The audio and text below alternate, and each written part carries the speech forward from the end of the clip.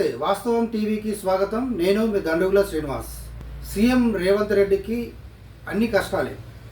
సొంతగా స్వయంకృతాపరాధం, తర్వాత పార్టీ లీడర్లు చేస్తున్న కార్యక్రమాలు ఏవి చూసినా ఆయనకు అన్ని ఆటంకాలే జరుగుతూ ఉన్నాయి. తన నిర్ణయాలు కొంత ఆటంకంగా మారితే పార్టీ లీడర్లు చేస్తున్న కార్యక్రమాలు కూడా ఇబ్బందికరంగానే మారుతున్నాయి.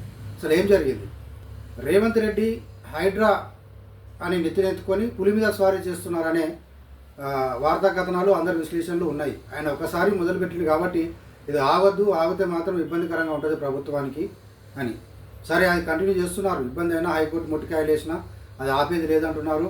అధిష్టానం దగ్గర మొట్టికాయలు ఇక్కడ కూడా పడుతున్నాయి. ప్రజల దగ్గర బుల్డోజర్ రాజుగా పేరు పొందొద్దు, మనం పేదలకు అనుకూలంగానే ఉండాలా, పేదల నుంచి తిట్లు రావద్దు అని వాళ్ళు చెప్తున్నా కానీ తీసుకున్న బీఆర్ఎస్ కేటీఆర్ ఆ తర్వాత కావాలనే కొండా సురేఖను టార్గెట్ చేస్తూ ఘాటుగానే మాట్లాడారు.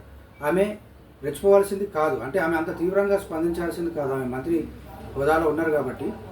అంటే ఈ ఏడుపులు, దొంగ ఏడుపులు అట్లాంటివి అనేసరికి రఘునందన్ రావు దండేసిన ఉదంతంతో మొదలైన ఈ చిచ్చు ఆ బీఆర్ఎస్ సోషల్ మీడియా పెట్టిందనేది విమర్శలు వస్తున్న నేపథ్యంలో కాంగ్రెస్ శ్రేణులు అంతా ఖండించారు. ఖండించినప్పుడు సైలెంట్గా ఉండి ఇది కరెక్ట్ కాదని ఒక మాట ఉందాగా కేటీఆర్ చెప్పుకుంటే అయిపోయేది. కేటీఆర్ దానికి రివర్స్గా ఆమె ఏడుపులని దొంగ ఏడుపులే అని ఇంకా మరింత రెచ్చగొట్టే విధంగా, పుండు మీద కారం జల్లిన విధంగా మాట్లాడడంతో ఆమె కంట్రోల్ తప్పింది.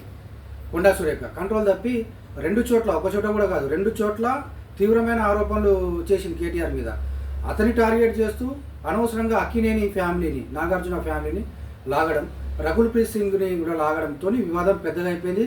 తెలుగు సినీ ఇండస్ట్రీ మొత్తం ఇప్పుడు గవర్నమెంట్ మీద బగ్గుమంటుంది, రేవంత్ రెడ్డి మీద బగ్గుమంటుంది. కాంగ్రెస్ ప్రభుత్వం అంటేనే కోపంతో రగిలిపోయే పరిస్థితికి తీసుకొచ్చింది కొండా సురేఖ.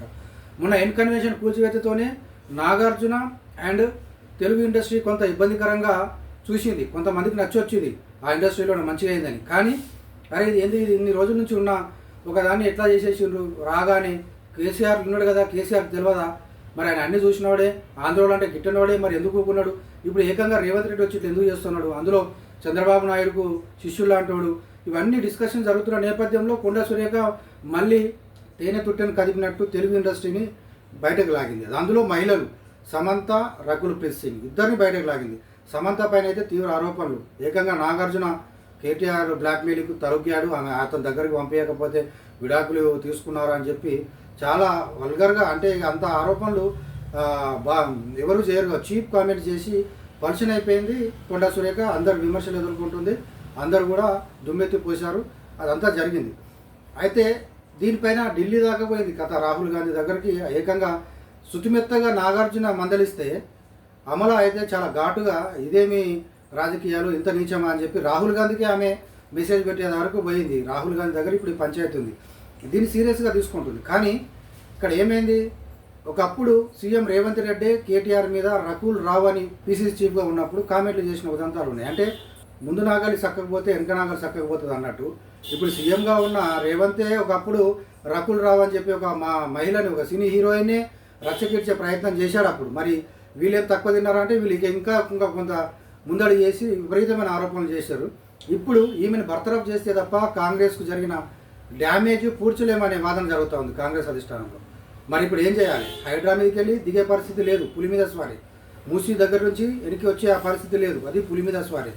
ఇప్పుడు తాజాగా కొండా సురేఖను బర్తరఫ్ చేయాలంటే అవును, ఇప్పుడు ఆమెను కాపాడుకునే పరిస్థితే ఉంది. కేటీఆర్ తిట్టింది, బాగా చేసింది. కానీ ఇక్కడ కేటీఆర్ని టార్గెట్ చేస్తూ సమంతను, రకుల్ ప్రీత్ సింగ్ని తీసుకోవడం అనేది తెలుగు ఇండస్ట్రీ మొత్తం బగ్గుమనే పరిస్థితి తీసుకొచ్చిన నేపథ్యంలో ఆమె మీద చర్యలు కనుక తీసుకోకపోతే కాంగ్రెస్ పార్టీకి, ప్రభుత్వానికి తీవ్ర నష్టమే వాటిల్లే అవకాశం ఉంది. ఇది ఇంకా ఇంతింతాయి వరటింతాయి అన్నట్టు ఇంకా పోయే కాలం, మళ్ళీ ఎలక్షన్ దాకా కూడా ఈ తీవ్రత పోతుంది. నాగార్జున దీన్ని సీరియస్గా తీసుకునే అవకాశాలు ఉన్నాయి. నాగార్జున ఒక్కడే కాకుండా ఆ ఇండస్ట్రీ మొత్తం ఆపోజిట్గా మారే అవకాశం ఉంది. ఇది బీఆర్ఎస్కు అనుకూలంగా మారే ప్రమాదం ఉందనే విషయం వాళ్ళకి తెలిసిపోయింది. కాబట్టి వాళ్ళు హెచ్చరించడంతోనే ఆమె ఈరోజు మాట్లాడేది ఏమని, సమంత సారీ, అసలు నువ్వు కష్టపడి పైకి వచ్చిన ఆ నేపథ్యం నాకు చాలా ఆదర్శం అని చెప్పింది. సరే ఓకే, మరి ఆదర్శమైన ఆమెను రోడ్డు మీదకి ఎందుకు విసిరేసావు? సారీ చెప్పాక సరిపోయినా, కేటీఆర్కి చెప్పాను, సమంతకు చెప్తా అంటుంది. రోడ్డుకి ఇడిచింది నువ్వే, రచ్చకి ఇడిచింది నువ్వే. ఈరోజు ఒక చిన్న సారీతోని సరిపెట్టుకోవాలని చూస్తుంది. అందులో మళ్ళీ రకుల్ ప్రీత్ సింగ్ టాపిక్ లేదు. రకుల్ ప్రీత్ సింగ్ డ్రగ్స్కి అలవాటు చేశారు, ఆమెను కూడా టార్చర్ పెట్టారు, అందుకే ఆమె పెళ్లి చేసుకొని పారిపోయింది అని ఆమెను మాట్లాడావు. అంటే ఆమె తరఫున గొంతేది లేదని చెప్పేసి ఆమె లేదు అంటే ఆమె మహిళ అది నిజమే ఇది అబద్ధం అని ఒప్పుకుంటావా, లేకపోతే రెండు నిజాలే కానీ మాట్లాడడం కరెక్ట్ కాదని ఒప్పుకుంటున్నావా, నేను చెప్పింది కరెక్టే అంటున్నావా, కేటీఆర్ని వదలని అంటున్నావు, మరి కేటీఆర్ని వదలని చెప్పి ఈ టాపిక్ తీసినావు కాబట్టి ఇవి నిజాలని ఒప్పుకున్నట్ట, లేకపోతే ఇవి చెప్పడం తప్పైపోయింది కానీ కేటీఆర్ చేసింది నిజమే అని పరోక్షంగా అంగీకరిస్తున్నట్ట, ఆమె స్పష్టత లేదు. అంటే ఇంకా కూడా ఆ దూకుడు ఆ మెంటాలిటీ ఆ పలచన అయ్యే ఆ పరిస్థితుల వాతావరణం నుంచి ఆమె బయటపడతలేదు. ఇంకా మరింత నష్టం చేకూర్చే విధంగానే ఆమె వ్యవహార శైలి కొనసాగుతోంది. దీనిపైన కూడా కాంగ్రెస్ పెద్దలు ఆచితూచి అడిగేస్తున్నారు తప్ప ప్రమాదాన్ని వెంటనే ఒక నష్ట నివారణ చర్యలు చేపట్టే క్రమంలో యాక్షన్ తీసుకోవడం లేదు. ఇక కేటీఆర్కు సారి చెప్పకపోండి కానీ పార్టీ పరంగా ఒక క్రమశిక్షణ చర్యలు అంటే ఏం చేస్తారు, మంత్రిని బర్తరఫ్ చేయాలా, చేస్తే చాలామంది హర్షిస్తారు. ఆమె మంత్రి పదవి పోగానే ప్రభుత్వానికి అయ్యేది ఏం లేదు. ఒక మహిళల ఇప్పుడు ఫ్రీ బస్ అని చెప్తున్నారు, అవన్నీ చెప్తున్నారు కదా, మహిళలకు అంత ప్రయారిటీ ఇస్తున్నామని చెప్తున్నారు. కేసీఆర్ హయాంలో అసలు మంత్రే లేరు మొన్నటిదాకా, మొన్నటి సెకండ్ ప్రభుత్వంలో అన్నారు, మీరే అన్నీ అంటున్నారు. ఇప్పుడు ఆ మహిళని ఇతర మహిళని కించపరుస్తూ ఉంటే మీరు చూస్తూ ఊరుకోవడం అనేది ఒక రకంగా చెప్పాలంటే చెడ్డ పేరు ఆ మరక పోనిది.